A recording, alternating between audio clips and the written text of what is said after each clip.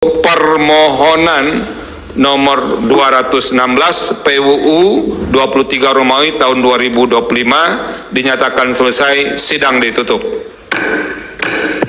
Hadirin dimohon berdiri. Yang Mulia Majelis Hakim Konstitusi meninggalkan ruang persidangan.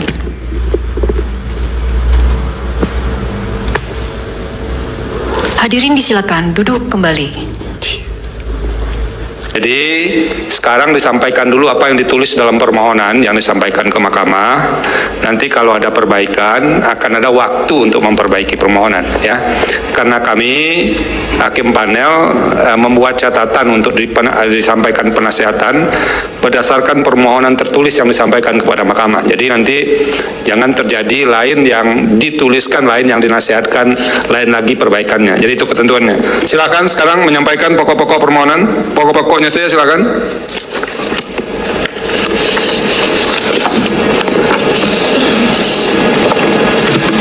Baik, terima kasih Yang Mulia.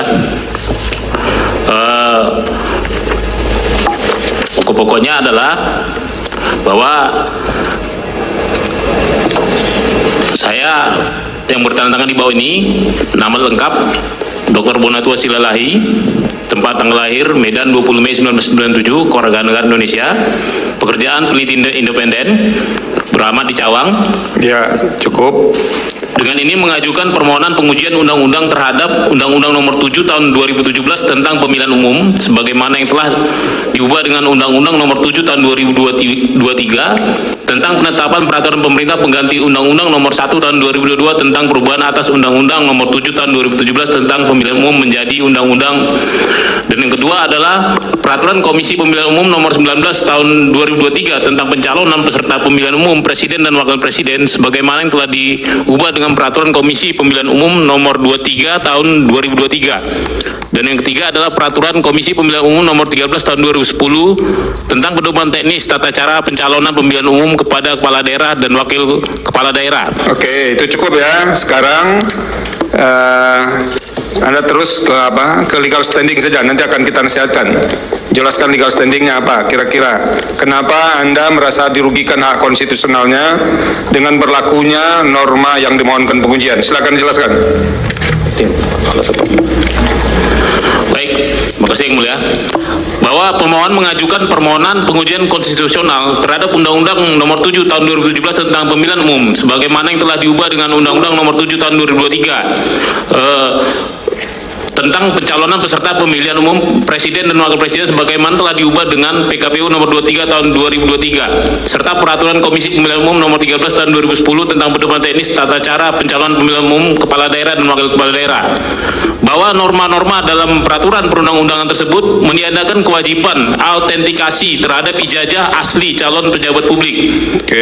Karena hanya mewajibkan menyerahkan fotokopi ijazah yang dilegalisir dan menyatakan KPU dapat melakukan klarifikasi apabila diperlukan sehingga bersifat diskresi opsional. Oke, apalagi? Bahwa keberlakuan norma-norma tersebut telah menimbulkan pelanggaran terhadap 4 pasal dalam Undang-Undang Dasar Negara Republik Indonesia tahun 1945, yaitu pasal 27 ayat 1 tentang kesetaraan di hadapan hukum, pasal 28C ayat 1 tentang hak mengembangkan diri melalui ilmu pengetahuan, pasal 28D ayat 1 tentang hak atas kepastian hukum yang adil, dan 4 pasal 24F tentang hak memperoleh informasi yang benar. Oke. Lanjut, alasan-alasan permohonan. Kenapa norma-norma yang diuji itu bertentangan dengan Undang-Undang Dasar 45? Silakan. Silakan, kuasa hukum mau menambahkan? Ya.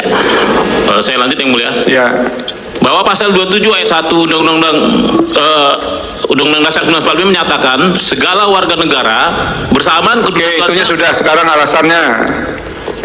Oke, alasannya nih, alasan pertentangannya apa itu? Di mana? Ini pasal 28 sudah semua pasal 28F. Kalau begitu langsung ke petitum. Ya. Silakan. izin Yang Mulia. Ya, silakan. Untuk petitum ya. Ya.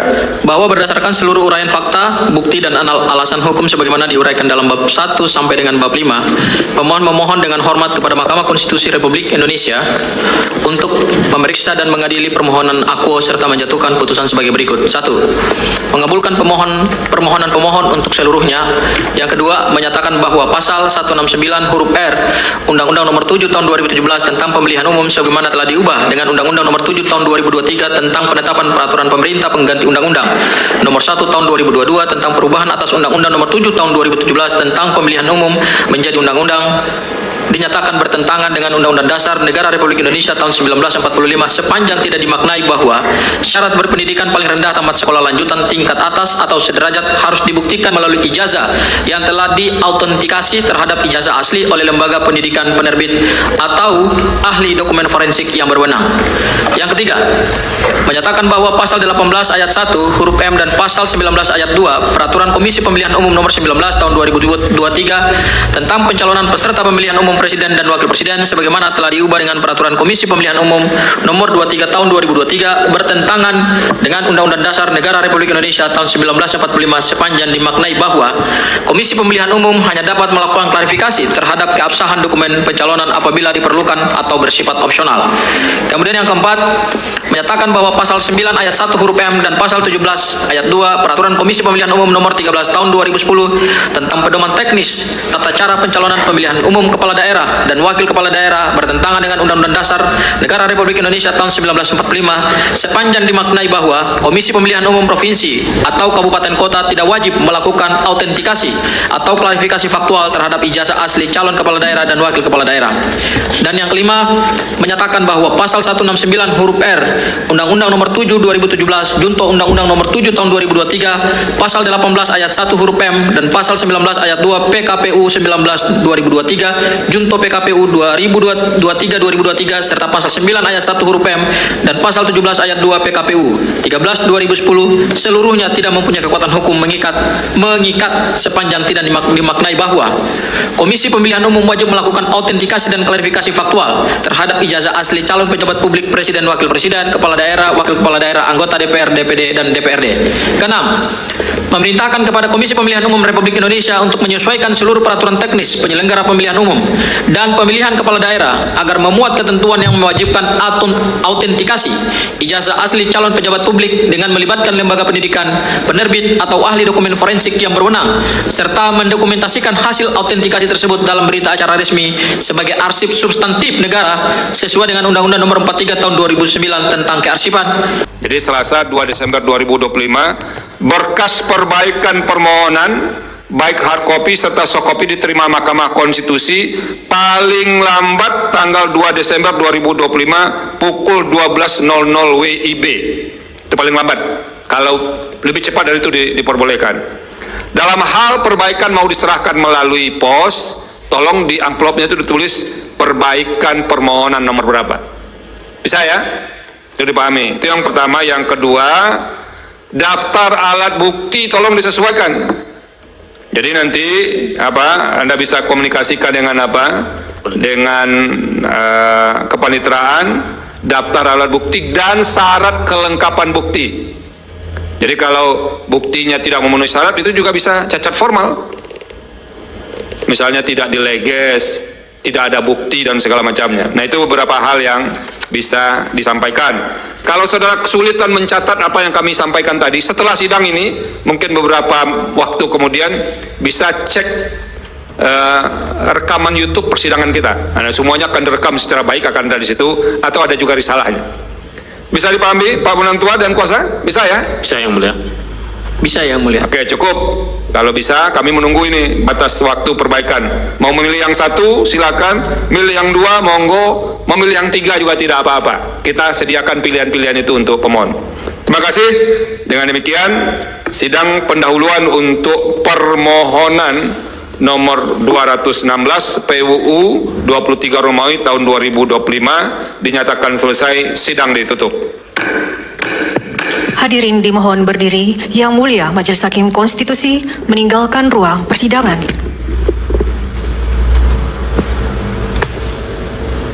Hadirin disilakan duduk kembali. Hadirin yang kami hormati, demikianlah persidangan pada hari Rabu tanggal 19 November 2025 untuk perkara nomor 216 garis miring PUU garis datar 23 Romawi garis miring 2025 telah selesai. Oke teman-teman, kembali lagi bersama saya di channel ini tentang mengenai isunya palsu ijazah Jokowi. Mari kita melihat komentar-komentar netizen di bawah ini. Saat ini rakyat Indonesia sedang menyaksikan drama dari seseorang yang berusaha mempertahankan kebohongannya hingga akhir. 10 tahun hasil sumber daya alam dinikmati. 10 tahun NKRI dikuasai PKI. Buat malu NKRI penipu jadi presiden lagi, cukup 10 tahun lalu jadi pengalaman terburuk sejak NKRI berdiri. Ini hakim pihak kemana kalau pihak Jokowi habislah negara ini. Kalau semua pengadilan sudah tidak ada yang bisa menegakkan kebenaran, hanya pengadilan rakyatlah solusinya. Sudah menjadi rahasia umum hukum dan UU di negara ini akan tunduk pada uang. Ada fulso semua mulus, apalagi di era Mulyono. Jokowi penipu terbaik NKRI. Oke guys, lanjutkan. Bongkar kebohongan di NKRI yang tercinta ini. Undang-undang hukum negara kita sekarang adalah UU PKI yang direkayasa dan dimanipulasi. 10 tahun negara yang kaya raya dipimpin orang yang berijazah aspal, akhirnya rakyatnya miskin. Orang-orang bergelar tinggi juga ditipu karena tolol. Rakyat sangat merindukan kejujuran dan keadilan, khususnya bagi para penggerak hukum. Orang presiden pembohong ya, banyak masalah itulah Indonesia karena orang-orang udah dikasih suap semua. Selagi hukum buatan manusia alias hasil pemikiran manusia atau berdasarkan filsafat, maka selama ini hukum tidak akan adil kecuali hukum Allah. Pasti keadilan akan terwujud. Negara tidak boleh tertipu. PKI 10 tahun memimpin negara. Kasus ini mendunia loh. Semangat Bang Risma. Yang dibilang itu kalau mulut memberi keputusan yang salah, berpihak pada yang salah demi uang dan jabatan. Ijazah Jokowi harus terus diusut, diadili. Untuk rusak bangsa negara yang pasang badan Polda dan lain harus diusut, diadili. MK yang sang membeli usut ijazah. Segera adili PKI Jokowi jika perlu hukuman mati, karena sudah membuat rakyat sengsara dan hanya memperkaya diri sendiri. Kalau sudah begitu, era Jokowi sudah menjauh dari kepastian hukum. Sebaiknya reformasi ulang, pemilu ulang. Turunkan PKI telah merusak, memporak-porondahkan negara ini secara merata mulai hulu sampai hilir. Para sampai undang-undang diganti sesuai keinginan mafia yang mempunyai ijazah. Hancur sudah negara ini, hukum diobrak-abrik sesuai keperluan nepotisme. Tentang Jokowi sudah banyak diketahui oleh orang-orang jujur. Sekarang kita harus hati-hati sebab PKI gaya baru sudah banyak di NKRI. Semoga hakim memutuskan dengan adil, jangan berat sebelah tentang ijazah Jokowi ini. Kira-kira apakah hakim berani memutuskan Pakwi bersalah dan anaknya itu aja? Kapan hukum mau adil? Kalau bisa diatur penguasa, rakyat jadi korbannya. Saya sebagai masyarakat memohon para hakim, akulah Tuhanmu daripada orang-orang yang bermain hukum, itulah hati nurani. Selesaikan ijazah Jokowi dan keluarganya biar ke depan tidak mencalonkan lagi. Sudah nyata bahwasannya PKI itu beranak dalam kubur. Sungguh berbahaya sekali, sungguh sangat miris yang terjadi saat ini rejim Jokowi yang sudah menduduki dan menguasai di setiap birokrasi. Semoga Jokowi cepat diadili, telah membohongi rakyat. Indonesia akan tidak menggunakan UU Dasar 45 dan Pancasila. Sudah tidak digunakan lagi, maka bebas untuk mengubah segalanya. Selama hukum Indonesia pakai hukum kafir alias hukum Belanda, hukum Konoha tidak bisa jurdil. KI Kapolri diganti maka langsung masalah ijazah selesai. Ini sejelas kepolisian yang terus menutupi kejahatan Jokowi. Kok seenaknya lidah dan bibir setiap tahun ada perubahan. Apakah perubahan itu sesuai dengan Pancasila? Kalau tidak sesuai dengan ayat Pancasila, tangkap dan hukum mati yang membuat UU nggak waras. Yang bohong bangga, yang dibohongi kok malu. Biasanya orang bodoh yang ditipu oleh orang pintar, tapi yang berkaitan dengan Jokowi kebalik. Gara-gara makhluk yang namanya.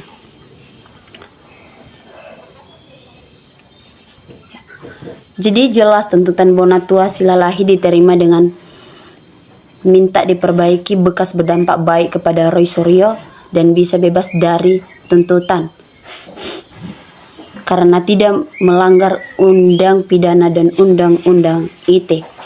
Kini rakyat makin cerdas dan tidak ingin jatuh ke lubang yang sama. Buat BP Hakim jujur amanah dalam menjalankan tugas dengan adil yang seadil-adilnya.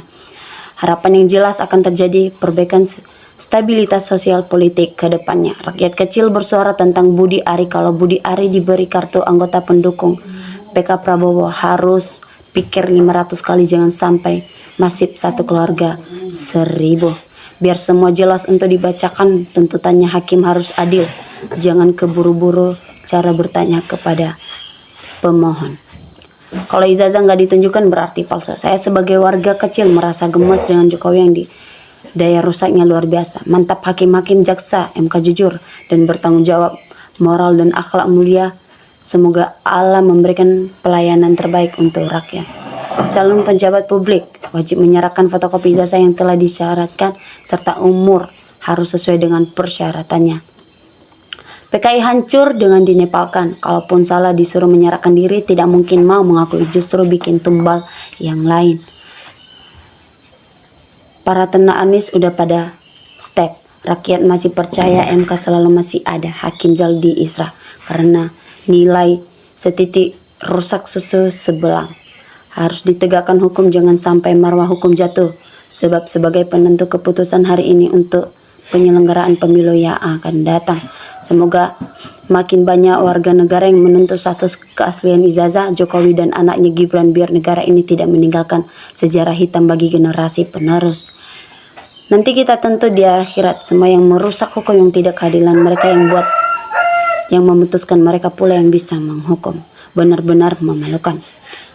Semoga pembohong dilaknat oleh Allah.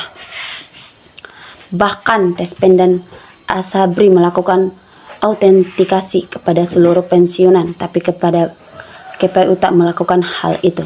Rakyat sangat tidak percaya kepada penegak hukum, baik jaksa, hakim, bahkan kepolisian. Semakin ke depan negara harus tegas, jangan ada yang kebal hukum di negara ini. Tidak ada bela-membela dalam keburukan kita bernegara. Harus menggunakan hukum dan kebenaran di atas segalanya. Tidak boleh negara memihak dan melindungi kebusukan, dan demi rakyat menjunjung tinggi keadilan dan kebenaran di atas segala-galanya. Semoga rakyat Indonesia tahu keputusan MK, kemudian para penegak hukum segera melaksanakan keputusan MK. Letakkan kebenaran dan keadilan di atas segalanya untuk kepentingan bangsa dan negara. Teman-teman, kita sudah melihat tanggapan netizen yang baik. Mari kita saling bertukar pikiran melalui komentar di bawah ini. Salam NKRI, harga